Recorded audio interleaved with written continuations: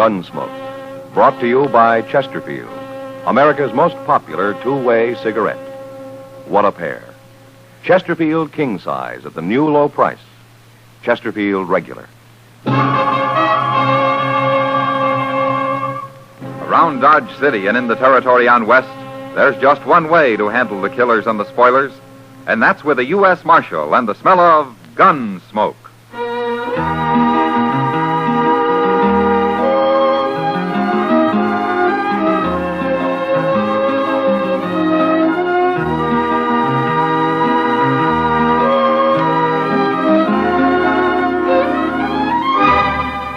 Gunsmoke, starring William Conrad, the transcribed story of the violence that moved west with young America, and the story of a man who moved with it. I'm that man, Matt Dillon, United States Marshal. The first man they look for and the last they want to meet. It's a chancy job, and it makes a man watchful and a little lonely.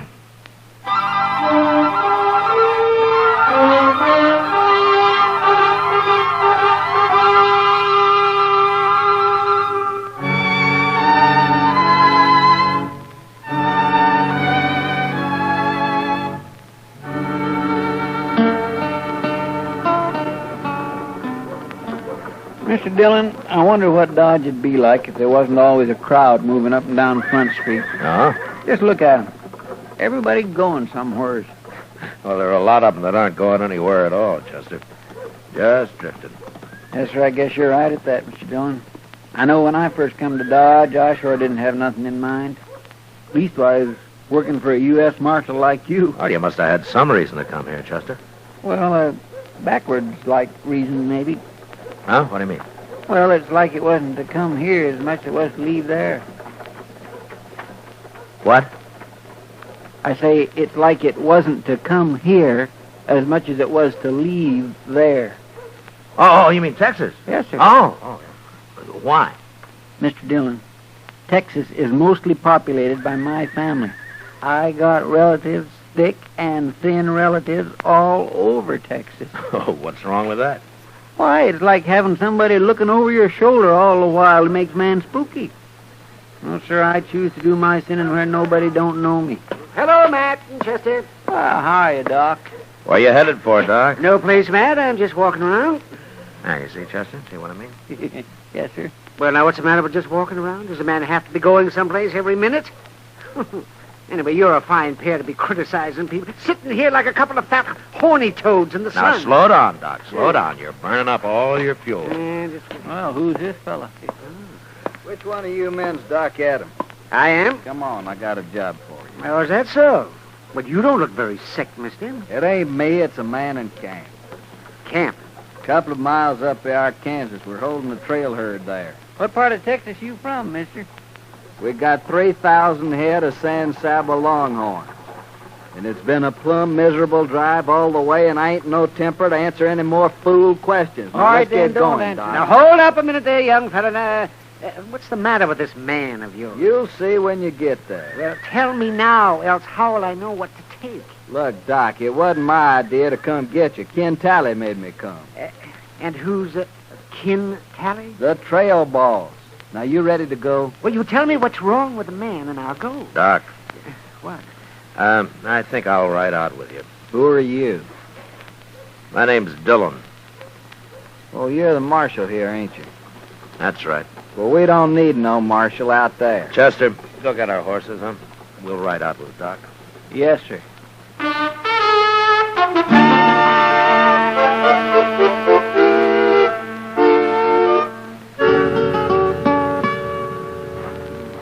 I brought the doc, Ken. How many doctors they got in Dodge anyway, Choke? That's the doc there. Well, who these other two? My name's Matt Dillon, Sally.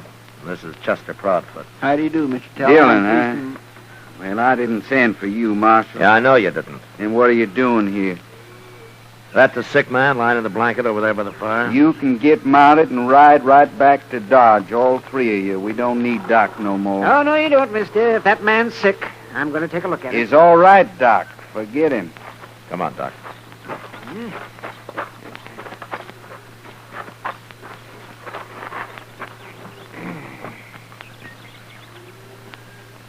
Well, Doc? He's dead, man. Mighty contagious disease, too. Oh? I've found that when one man gets shot, it usually leads to somebody else getting shot sooner or later. Who killed this man, Tully? How'd it happen? I don't figure it's none of your business, Marshal, but since you're so nosy, I'll tell you. He shot himself. That's a lie. He couldn't have shot himself. Why not, Doc? Because he was shot in the back. That's right. You gonna tell me who did it, Tully? No, Marshal. I ain't gonna tell you nothing. Tully, your man Choate here told us that you've had a hard drive up from the San Saba. Hard. We fought Indians and thieving Kansas jayhawkers and bad weather and stampedes the whole way, Marshal. But we're still ready to fight Dodge City if we have to. Well, you've been through a lot, Tully, and I know how edgy it's made you. All of you. But this man's been murdered, and I gotta have the murderer. His name's Bud Cowan. Whose name? Him. There. Who killed Bud Cowan? It's no use, Marshal. I got 18 Texas Cowboys here. Well, 17, and there ain't a one of them that'll talk. Look, Tully, you're a responsible man, or you wouldn't be trail boss. Now, you know what the law means. You know what it's for. Kansas law ain't for Texans, Marshal. We'll fight our own snakes. I'm not a Kansas marshal. I'm a United States marshal, but the law's the same. It don't matter. No Texan's gonna get hung in Kansas, leastwise not as long as I'm around. And there ain't a thing you can do about it, Marshal. Yes, there is. Like what? Your men are kind of hankering to buck the tiger in Dodge, aren't they? Of course they are. For 3 months, they ain't talked to nothing else. So if they don't get the Dodge, they're going to be mighty unhappy. And maybe one or two of them will decide to talk. Marshal, how are you gonna keep 17 juiced-up Texas Cowboys out of Dodge? They'll ride right over you. No, I can't keep them out, Tully, but I can fix it so there won't be anything for them when they get there. What do you mean? I'll close Front Street, every saloon, every gambling table, every store. I'll close them up tight. You do that? And if you knew me well enough, you wouldn't ask. Come on, Doc. Chester. You think it over, Tully.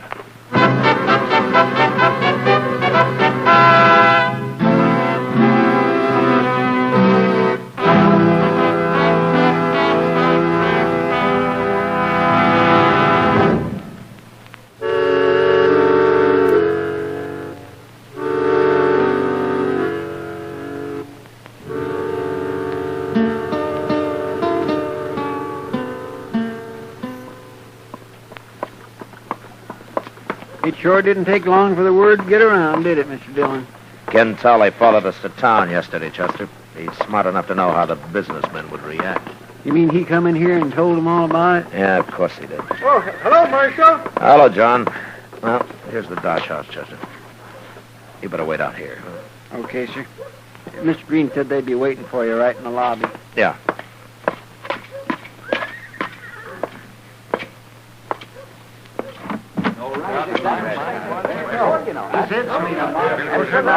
Gotta keep these in order. Here's the marshal. Well, I'm glad you came, Marshal. Oh, what can I do for you, Mr. Green? No, quiet, gentlemen, please. I'll do the talking. Marshal Dillon. As you can see, most of Dodge's leading businessmen are present here. Mr. Tompkins, Mr. Jonas, Mr. Botkin, Mr. Teeters. Yes, sir. And I'm here as owner of the Dodge House. Marshal, you know why we're here as well as we do. Because I told Ken Tully I'd close Front Street. Huh? Exactly. And we won't stand for that, Marshal. We need that Texas money, and we're going to get it. Gentlemen, a man was murdered out at that camp. Oh, he was just some Texas cowboy, Marshal. The prosperity of Dodge is certainly more important than him. Don't you agree, gentlemen? Now, wait a minute. You mean that you so-called good citizens of Dodge are putting a few dollars above the value of the law? Even above the value of a human life? Don't preach to us, Marshal Dillon. All the men you've killed. Mr. Green, I never killed a man in my life except in the performance of duty or in self-defense. All right. All right, that's not important. We're wasting time, gentlemen. I'm hired to enforce the law, and I'm going to do it any way I see fit. Was that clear? Well, then we'll complain about you, Marshal. We'll all write letters to Washington and have you fired. Absolutely fired. You will, huh? Good. Fine, that's fine. Then maybe I can get a little sleep for a change. Start walking around like an ordinary man instead of jumping at shadows thinking somebody's about to shoot me any minute. Yeah, go ahead. And maybe I can afford to have a few friends again. Instead of everybody looking at me sideways like I was some kind of a rattlesnake. Gentlemen, I might not have to kill anybody again as long as I live. Yeah, you go on. Write your letters. You'll be doing me a great big favor.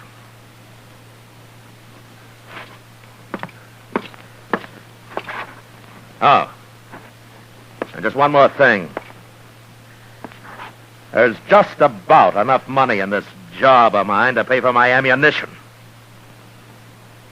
But I'm still going to close up Front Street.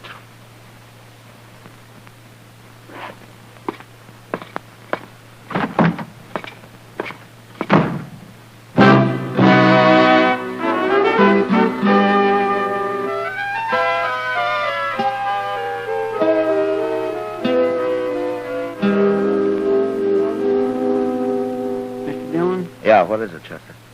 What'd you say to Mr. Green and them other men yesterday? Huh? Why? Oh, I don't know. I'm just curious. Well, I said the same thing that you'd say, Chester. At least I hope you would. Oh, yes, of course I would. And I sure do thank you, Mr. Dillon. I'm mighty proud to have you say that. But you don't know what I told them, Chester. Oh, it don't matter. I trust you. You know what you're doing. Well, thank you, Chester. I'm glad somebody thinks so.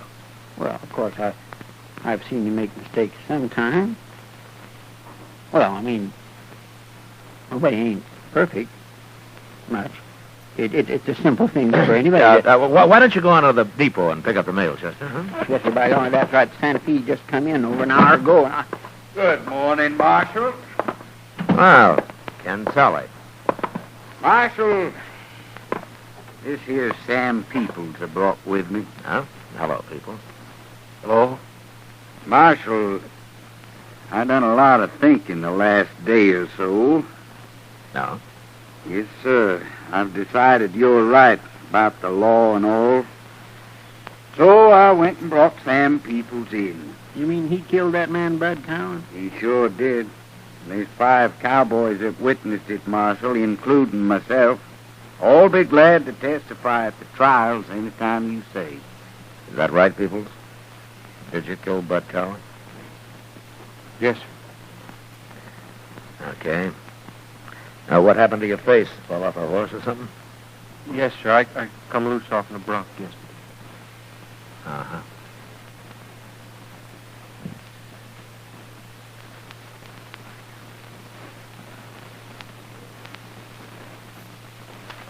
Okay, lock him up, Chester. All right, sir. Everything all right now, Marshal? Well, I'll let you answer that, Tully. No hard feelings on my side. Just don't let him get away now. One murder is all I can produce for you. See you later, Marshal. Well, come on, people. The cells is out back here. Wait a minute, Chester. Yes, sir. Bring him back here, huh? Yes, sir. Come on, people. Peoples, tell me something. Are you a Texan? No, sir, I ain't, Marshal. And what are you doing with that San Saba outfit? Oh, I run into them when they was bringing their cattle across the Cimarron, sir. They hired me on just for grub. And I wanted to get to Dodge real bad. Ah, I see. That, bronc you fell off of yesterday, did he tromp on your face? Yes, sir. Well, sort of. Mm-hmm. I'd sure like to see that horse. You would? Yeah, be kind of interesting to see a horse that's got hooves like a man's fist. Yes, sir. There's not much you can do about this, is there, Peoples? No, sir, they're all going to swear I done it. Do you know who did? No, sir, I don't. I was out riding herd when it happened.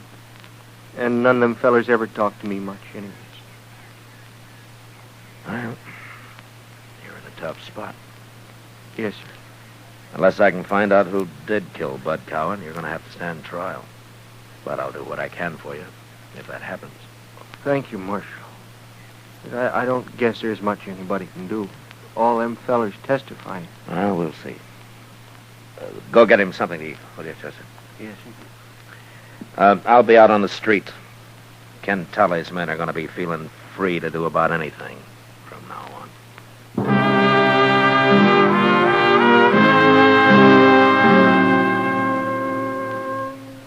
I could picture Tully and his men when he got back to camp, laughing at how they'd put it over on me and the rest of Dodge. I figured Mr. Green and his businessmen had talked to Tully, but I was sure they didn't know Sam Peoples was an innocent man. And neither did they understand the kind of trouble that tampering with the law could lead to. For the Texans, the lid was off. They felt that they were running the town, that nothing could touch them. And all I could do was wait. So I went over to the Texas Trail and sat with Kitty for a while, watching the crowd. I'm glad you're here, Matt. Otherwise, I'd have to be drinking at the bar with one of those beat-up cowboys. Well, I hope I'm not costing you money, Kitty. You are, but I won't start.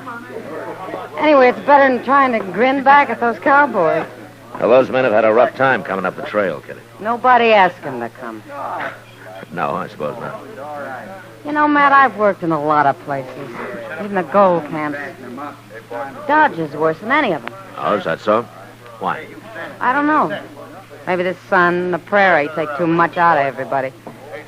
Seems like every man that comes to Dodge is out to get his own back somehow, even if he has to kill somebody to do it. Well, I guess I follow you, Kitty. All I'm saying is that maybe our hard life makes men kind of angry. They want to fight all the time. Well, something sure makes them want to fight, or at least get drunk. Look at them. Hey, who's that coming this way, Matt? Huh? There. Now, that's Ken Tully, the San Saba trail boss. Well, he sure looks like he wants to fight. Yeah, maybe he does, Kitty. I will soon see.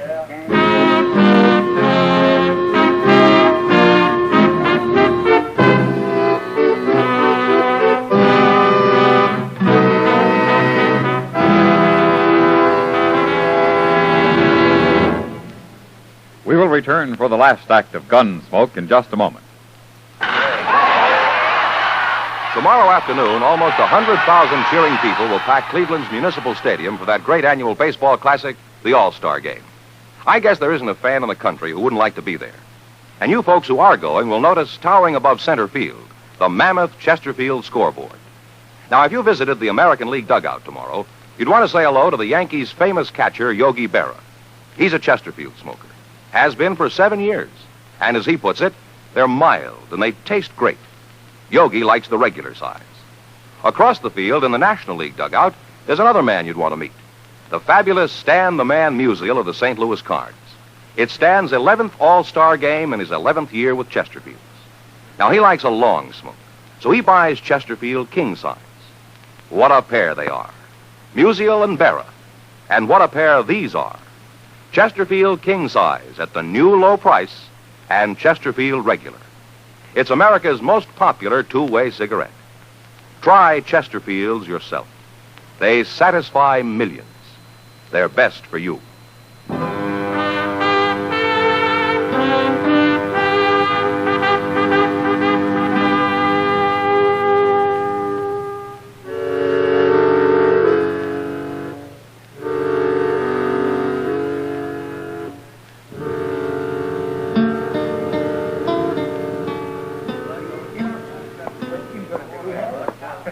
Evening, Marshal. Hello, Tully. You gonna introduce me to the lady? Nobody has to introduce anybody here, mister. My name's Kitty. Kitty, huh? Well, my name's Ken Tally. How about having a drink with me, Kitty? Sorry, I'm busy. Oh, come on. You ain't busy. You heard her, Tully. Go on back to the bar, huh? You're sure something, ain't you, Marshal?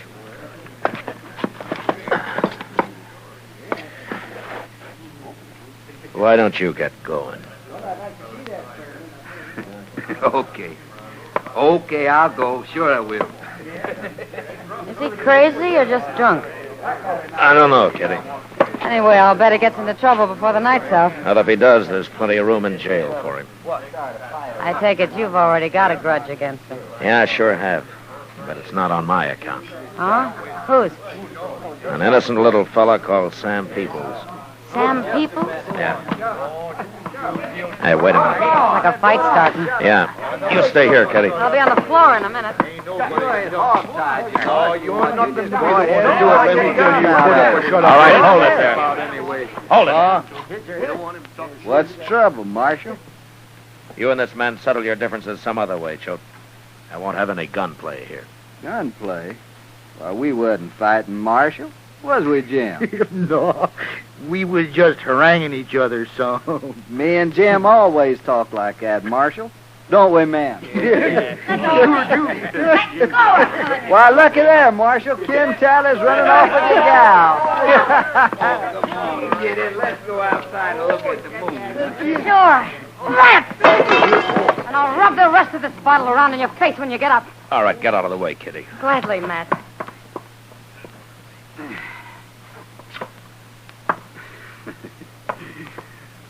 I fooled you, didn't I, Marshal? Yeah. You sort of fooled me. Charlie! Now, look here, Marshal. That ain't no way to act. What's the matter with you, anyhow? All right, shut up. Marshal, there's 8 of us here. You think you can whip all of us? No, I don't, Choate. Not 8 of you. Well, then you're gonna get whipped. Come on, man. Just stay where you are, all of you. I'd be a fool to mix in a brawl with all of you men. I don't aim to try it. Looks like you ain't got much choice, Marshal. And we're gonna beat you about half to death. No, you're not. No? Well, what's to stop us? Don't look like nobody in here's gonna help you out. I'm carrying a gun, Choate. Oh, that don't bother us none, Marshal. Does it, man? Yeah, of course. See, Marshal? We don't care about your gun. There's too many of us. Aren't you forgetting something, Choate? What? I don't wear this gun to kill snakes with the way you men do. I'll have bullets in at least 3 of you before you get off a shot. And you'll be the first. What's the matter with you men? He's just bluffing. He's scared half to death right now. Joe. Forget about it, Joe. Don't be egging him on now. Then I'll fight him. I ain't so bad with a gun. Don't try it, Choate. You shoot me, the boys will take care of you. Don't do it, Choate. I'm telling you. What's a Kansas Marshal? No.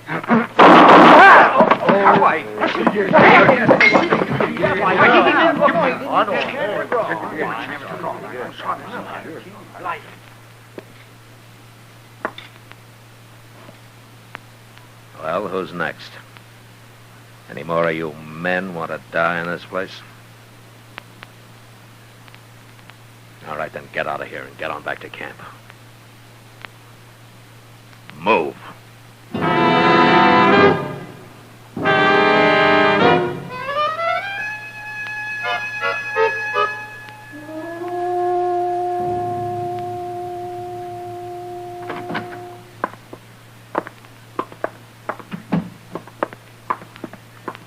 Here he is, Mr. Dillon. But he ain't singing very loud this morning. How's your jaw, Telly? Busted? Doc said you busted it on this side right here. I'm sorry. I guess I must have lost my temper. You sure did, Marshal. But the fight's out of me now. I'm plumb sober. You heard about Gil Choate? Chester told me. Choate shouldn't have gone up against you. No, he shouldn't.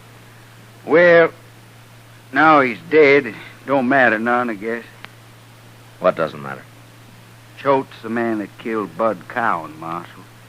That's why I made him come to town for Doc, kind of punish him that way. No? Shot Cowan in the back. But I had to protect Choate anyway. You know how it is. What about Sam Peoples, Telly? Oh, him. Well, I'd wrote you a letter from Texas, Marshal, saying it was a lie. Anyway, I'm selling them cattle. I aim to be out of here in 2 days, Marshal. Uh-huh. Okay, Tully. Get going. We can be friends now, can't we, Marshal? You ever hear of a lawman with friends? We must have a couple. Yeah. Yeah, I have. A couple. So long, Tully. I'll tell Sam Peoples that you didn't mean it.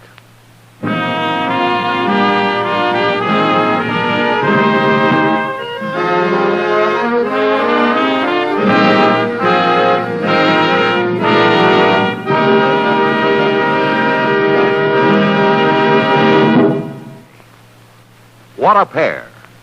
What a buy.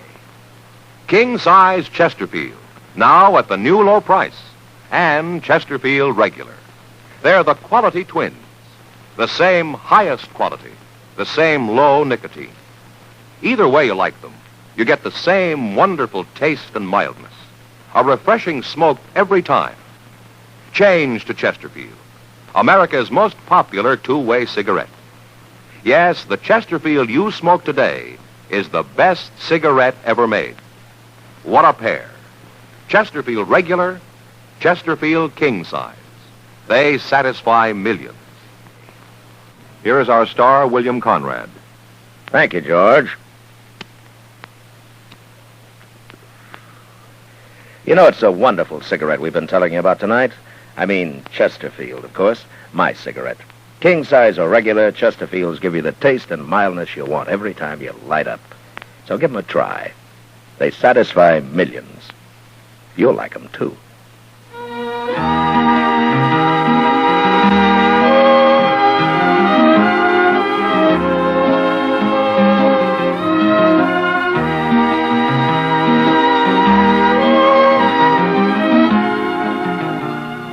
Gunsmoke, transcribed under the direction of Norman MacDonald, stars William Conrad as Matt Dillon, U.S. Marshal.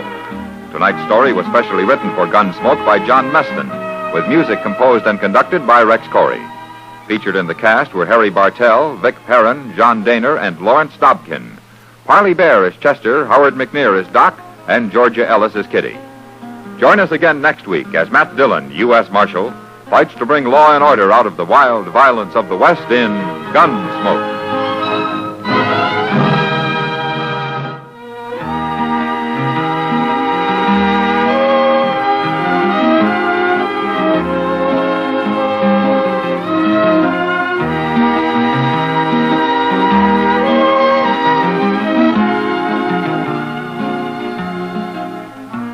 Next week at this same time, Chesterfield will bring you another story of the Western frontier on Gunsmoke. This is the CBS Radio Network.